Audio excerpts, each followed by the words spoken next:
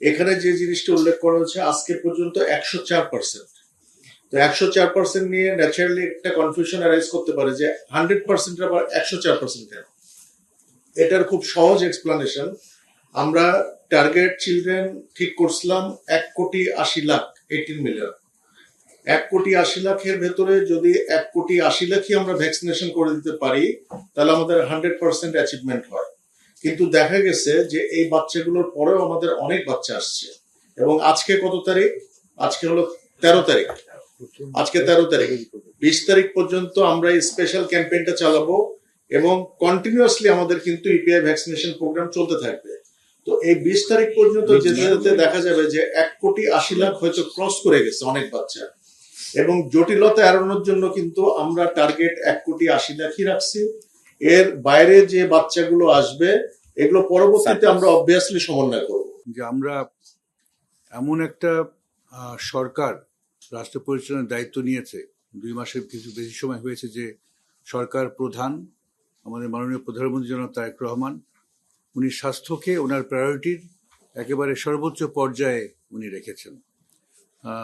আমি সব দায়িত্ব নিয়েই বলছি, বাংলাদেশ স্বাধীন হওয়ার পরে কোনো সরকার প্রধান ছিলেন না ইতিপূর্বে যিনি স্বাস্থ্যকে এত বেশি গুরুত্বের সাথে দেখেছেন। আপনাদের কাছে আমার স্বাস্থ্য, আমাদের খাতের যে দুর্বলতাগুলো, যে রুগ্নতায় স্বাস্থ্যখাত ভুগছে বছর পর বছর, যুগের পর যুগ ধরে, এগুলো নিয়ে বেশি কথা বলার কিছু নাই। আমরা সামনে এগোতে চাই। আপনারা জানেন যে আমাদের স্বাস্থ্য, প্রথমেই শুরু করি আমাদের স্বাস্থ্য খাতের বরাদ্দ। এটা সাংঘাতিক অপ্রতুল, 0.6 to 0.7% অফ জিডিপি, যেখানে 4 থেকে 5% হওয়ার কথা ছিল। আমাদের মাননীয় প্রধানমন্ত্রীর নির্দেশে ইতিমধ্যে সিদ্ধান্ত হয়েছে যে এই বরাদ্দ বৃদ্ধি পেয়ে জিডিপির 1%, অন্তত পক্ষে জিডিপির 1% এই বরাদ্দ হবে। আমাদের স্বাস্থ্যখাতে একটা বড় ধরনের দুর্বলতা হলো আমাদের দেশে প্রাইমারি হেলথ কেয়ারের একটা কম্প্রিহেন্সিভ ইউনিফাইড কোনো নেটওয়ার্ক কখনোই গড়ে ওঠেনি। গ্রাম অঞ্চলে কিছুটা আপনার ফ্যাসিলিটি থাকলেও শহরাঞ্চলে মোটেই ছিল না। আমাদের মাননীয় প্রধানমন্ত্রীর ওনার নির্দেশে আমরা কাজ করতে শুরু করেছি। আমরা বাংলাদেশের গ্রাম অঞ্চলের প্রত্যেকটি ইউনিয়নে কিভাবে প্রাইমারি হেলথ কেয়ার ইউনিট করা যায় এবং আমাদের স্বাস্থ্য ব্যবস্থাকে চিকিৎসা কেন্দ্রিক ব্যবস্থা থেকে সরিয়ে এনে প্রিভেনশন এবং প্রমোশন কেন্দ্রিক ব্যবস্থায় পরিণত করতে পারি, সেই কাজ আমরা ইতিমধ্যেই শুরু করে দিয়েছি।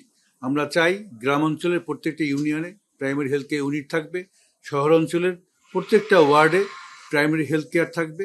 আমরা যারা এই রুমের মধ্যে আছি, আমাদের প্রত্যেকের জন্য একটা করে assigned primary health care unit থাকবে, যাতে করে আমরা কোনো অসুস্থ হলে দিগ্ভ্রান্ত না হয়ে আমরা জানি কোথায় যেতে হবে। আমাদের কাছে স্বাস্থ্য বিভাগের যারা স্বাস্থ্যকর্মী, আমরা সেই কাজও শুরু করেছি। আপনারা জানেন যে 1 লক্ষ নতুন স্বাস্থ্যকর্মী নিয়োগ করা হবে। আমাদের দেশে এখন প্রায় 42,000, 40 থেকে 42,000 কর্মী আছে যারা মাঠ পর্যায়ে স্বাস্থ্য সেবা দেয়, কিন্তু তারা 3 ভাগে বিভক্ত। স্বাস্থ্য অধিদপ্তরের অধীনে আছে হেলথ অ্যাসিস্ট্যান্ট, ফ্যামিলি প্ল্যানিং অধীনে আছে ফ্যামিলি ওয়েলফেয়ার অ্যাসিস্ট্যান্ট, কমিউনিটি ক্লিনিকের ট্রাস্টের অধীনে আছে সিএইচসিপি। এদেরকে আমরা একীভূত করার কাজ, আমরা প্রক্রিয়া শুরু করছি। এদের একীভূত করব, এদের একটা টিওয়ার্সের ভিত্তিতে এদেরকে রিট্রেন করা হবে। বাংলাদেশের প্রতিটি ঘরে একজন করে স্বাস্থ্য ওয়ার্কার মাসে অন্তত একবার যায়, যে সেই পরিবারের সদস্যদের বিভিন্ন আপনার স্বাস্থ্যের খোঁজ খবর নেয়, তাদের ব্লাড প্রেশারটা কেমন, তাদের ব্লাড সুগারটা কেমন, তাদের মানসিক স্বাস্থ্যের অবস্থা কেমন, আমাদের মহিলাদের তাদের প্রেগনেন্সি, যারা ম্যারিড তারা প্রেগনেন্ট কিনা, আপনার ছোট বাচ্চা যারা 5 বছরের নিচে বাচ্চা, তাদের হাইট ওয়েট তারা কেমন বৃদ্ধি পাচ্ছে, এই বেসিক ব্যাপারগুলো যাতে তারা খোঁজ নেয়। টিকা দেওয়ার কাজ করবে তারা, সে একই ব্যক্তি। ফ্যামিলি প্ল্যানিং প্রোডাক্ট ডিস্ট্রিবিউট করবে, কাউন্সিলিং করবে, সে একই ব্যক্তি। এবং কাউকে যদি ওই শনাক্ত করে যাকে প্রমোশন বা প্রিভেনশন দিয়ে কাজ হবে না, তার ট্রিটমেন্ট দরকার, তাকে এই যে ইলেকট্রনিক স্বাস্থ্য কার্ডের কথা আমাদের মাননীয় প্রধানমন্ত্রী অলরেডি বলেছেন, ইলেকট্রনিক স্বাস্থ্য কার্ডের মাধ্যমে রেফার করে নিকটবর্তী তার যে assign primary health care unit সেখানে পাঠিয়ে দেবে। সেখানে চিকিৎসা না হলে পরে উপরের দিকে যে সেকেন্ডারি বা টার্সিয়ারি কেয়ার আছে সেখানে পাঠাবে। আমরা এই ধরনের বিভিন্ন কাজ ইতিমধ্যে শুরু করেছি এবং আমাদের মাননীয় ডিজি সাহেব বলেছেন মিজেলসের জন্য। আমি বলবো যে আমাদের হ্যাঁ, এই মিজেলস হওয়ার যে কারণগুলো, সে কারণ আজকের দিনে এটা কারণ না। এই কারণ অতীতে আপনার এই কারণগুলো খুঁজলে পাওয়া যাবে। আপনারা জানেন যে মিজেলস রুবেলা যে ভ্যাকসিন ক্যাম্পেইন, এটা 4 বছর পর পর হয়। সো একটা ক্যাম্পেইন হয়েছিল 2020-এর ডিসেম্বর, 2021-এর জানুয়ারির দিকে। তখন ছিল কোভিডকালীন সময়। এবং আমি নিশ্চিত যে আমরা যে ডেটাগুলো দেখছি, আমরা জানি যে ওই সেই সময় যে সরকার দায়িত্বে ছিল, তারা ডেটা টেম্পারিং এ কিন্তু সাংঘাতিক ওস্তাদ ছিল। তারা বিভিন্ন রকম ডেটা টেম্পারিং তারা করেছে। ওই সময় যে মিজেলস কাভারেজের ডেটা, আমি অন্তত এইটুকু বলতে পারি যে এই ডেটা সঠিক না। তখন মিজেলস ঠিক মতো আমাদের দেশে যে কাভারেজ যেভাবে হওয়া উচিত ছিল সেটা হয়নি। তো ইনকমপ্লিট কাভারেজের পরে, তার 4 বছর পরে যে আরেকটা আপনার মিজেলসের রাউন্ড, সেটা হওয়ার কথা ছিল 2024-2025-এ। এবং বিভিন্ন কারণে সরকারের আপনার দুর্বলতা, তাদের ভবিষ্যৎ তারা চিন্তা করেনি, এবং তাদের অদক্ষতা, বিভিন্ন কারণে সেই মিজেলস রাউন্ড একেবারেই হয়নি। যার ফলে আজকে আমরা এই ডিজাস্টারের মধ্যে জাতিগতভাবে পড়েছি। এছাড়াও আপনারা অলরেডি শুনেছেন যে পৃথিবীব্যাপী 54টা দেশে আপনার মিজেলস 2020-কে যদি আমরা বেজলাইন ধরি, 2020-এর সবচেয়ে আপনার মিজেলসের প্রিভ্যালেন্স কম ছিল। কিন্তু 2020-এর পরে আজকে পর্যন্ত 53টা দেশে অন অ্যাভারেজ 18% আপনার মিজেলসের প্রিভ্যালেন্স বেড়েছে। মায়ের vaccination is not a solution for measles.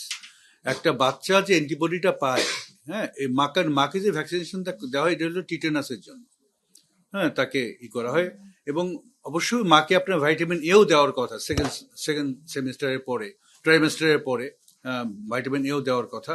কিন্তু আমার মনে হয় যে আমাদের এ ব্যাপারে আরেকটু গভীরভাবে ভাবতে হবে, এবং আমাদের মায়েদের স্বাস্থ্য এবং পুষ্টি কিভাবে বাড়ানো যায়, এই নিয়ে আমাদের জাতীয়ভাবে আমাদেরকে কাজ করতে হবে।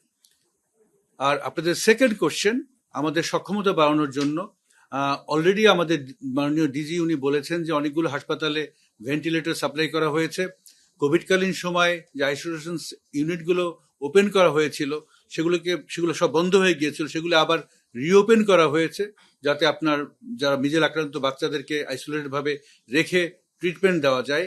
এবং এছাড়াও আপনার বিভিন্ন রকম নির্দেশিকা পাঠানো হয়েছে হাসপাতাল পর্যায়ে, যে স্ট্যান্ডার্ড আপনার যে প্রসিজিওর, তার উপরে, যাতে করে সঠিকভাবে ট্রিটমেন্ট হয়। কিন্তু এখানে আমাদের গণসচেতনতা একটা বড় ব্যাপার। কারণ আমরা লক্ষ্য করেছি যেসব মিজেল আক্রান্ত বাচ্চারা হাসপাতালে ভর্তি হয়েছে, তাদের অধিকাংশই আপনার নিউমোনিয়া ডেভেলপ করে গেছে, নিউমোনিয়া অ্যাডভান্স স্টেজে চলে গেছে। এমন একটা সময় তারা হাসপাতালে এসেছে যে তাদেরকে আপনার দ্রুততম সময়ের মধ্যে চিকিৎসা করে যে আবার ফিরিয়ে আনা যায়, সেইটা ডাক্তারদের জন্য একটা দুরূহ কাজ আপনার হয়ে গেছে। আপনি যে ডেথ রিভিউর কথা বললেন, আমরা এ নিয়ে আপনার আমরাও এগুলো নিয়ে চিন্তা করছি। কারণ আপনারা সবাই জানেন যে এটা কোভিডের ক্ষেত্রে হয়েছিল। ভাইরাস কিন্তু তার ক্যারেক্টারিস্টিক্স চেঞ্জ করে। হ্যাঁ, আপনার মিউটেশনের ফলে ক্যারেক্টারিস্টিক্স চেঞ্জ হয়, এবং অনেক সময় বিভিন্ন স্ট্রেইনের ভাইরাস হতে পারে, মিজেলসের ভিন্নতা থাকতে পারে, যা আমরা অত্যন্ত ভিজিল্যান্ট। আমরা বাংলাদেশের যে কোনো প্রান্তে সংবাদও দেওয়া হয়েছে যে কোথাও যদি কোনো ভিন্নতা পাওয়া যায়, কোনো ভিন্ন রকমের আপনার রোগের লক্ষণ পাওয়া যায়, সেগুলো জানানোর জন্য, এবং আইসিডিসিআর তারা সার্বক্ষণিকভাবে প্রস্তুত এই ধরনের কেসগুলোকে আপনার গভীরভাবে দেখার, এবং এগুলোকে গবেষণা করে দেখার যে আমাদের কোন বিজনেসটা অন্য কোনো দিকে চলে যাচ্ছে কিনা, সরকারকে অন্য কোনো ব্যবস্থা নিতে হবে কিনা। আর চিকিৎসার যে কথা বললেন, আমি আমার শুরুতেই বলেছি, আমাদের স্বাস্থ্য খাত অত্যন্ত রুগ্ন, এবং সেটা একদিনের জন্য না, এটা বছরের পর বছর, যুগের পর যুগ অবহেলার কারণে। আমাদের এখন পর্যন্ত, আমি যেটা বলেছি, আবার আমি রিপিট করি, আমাদের প্রাইমারি হেলথ কেয়ার কোনো সিস্টেমই, কম্প্রিহেন্সিভ সিস্টেমে এই দেশে আমাদের ডেভেলপ করা নেই। আমরা বলছি, আমরা এই সরকার, বিএনপির সরকার হিসাবে, যে হেলথ সিস্টেমের foundation is primary health care. আমাকে প্রত্যেকটা ঘরে দোরগোড়ার স্বাস্থ্যকে নিয়ে যেতে হবে।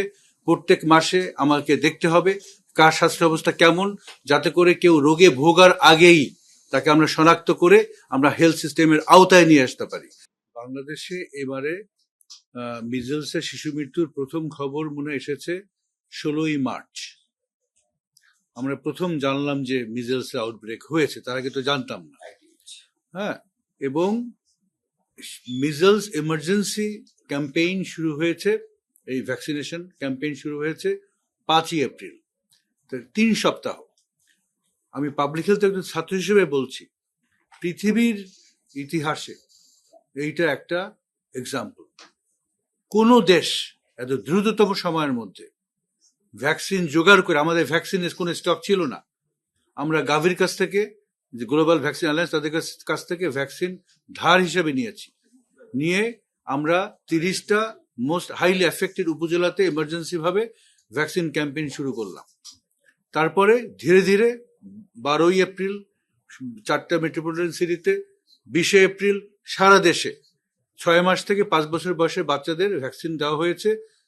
কত পার্সেন্ট কাভারেজ এটা নিয়ে এখনো কিছু কনফিউশন আছে, বাট এটা তো সত্য যে coverage is almost close two 100%।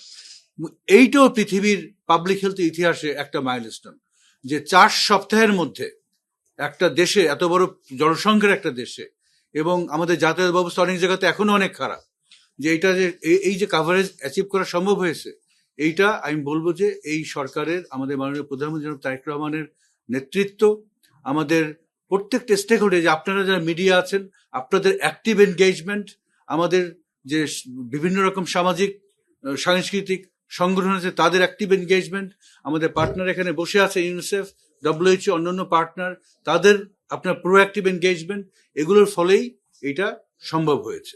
সার্বিকভাবে মৃত্যুটা মোটামুটি একটা ফ্ল্যাট অবস্থায় আছে। হ্যাঁ, মানে সংক্রমণটা ডেইলি 1100 থেকে 1200 বাচ্চা সংক্রমিত হচ্ছে। ইতিমধ্যে আপনাদেরকে বলা হয়েছে যে হামের টিকা যদি আজকে আপনি দেন, তাহলে পরে অ্যান্টিবডি ডেভেলপ করতে 3 থেকে 4 সপ্তাহ লাগে। তো আমাদের ভ্যাকসিনেশন শুরুটাই তো হয়েছে 5ই এপ্রিল। যাকে 5ই এপ্রিল ভ্যাকসিন দেওয়া হয়েছে, সে হয়তো 4-5 মে মাসে তার অ্যান্টিবডি হয়ে গেছে এবং তার আর হাম হবে না। কিন্তু তার আগে যদি সে এই ভাইরাসের সংস্পর্শে আসে, তাহলে তো তার হাম হবেই। তো আজকেও যার হাম হচ্ছে, হ্যাঁ, সে হয়তো ভ্যাকসিনেটেড হয়েছে আপনার 25শে এপ্রিল, তার আজকে হাম হচ্ছে, কারণ তার তো এখন অ্যান্টিবডি এইভাবে ডেভেলপ করেনি। আমাদের আরো 1-2 সপ্তাহ 3 সপ্তাহ অপেক্ষা করতে হবে, তখন হয়তো আমরা একটা ড্রাস্টিক শার্প আপনার ডিক্লাইন দেখবো এই সংক্রমণে।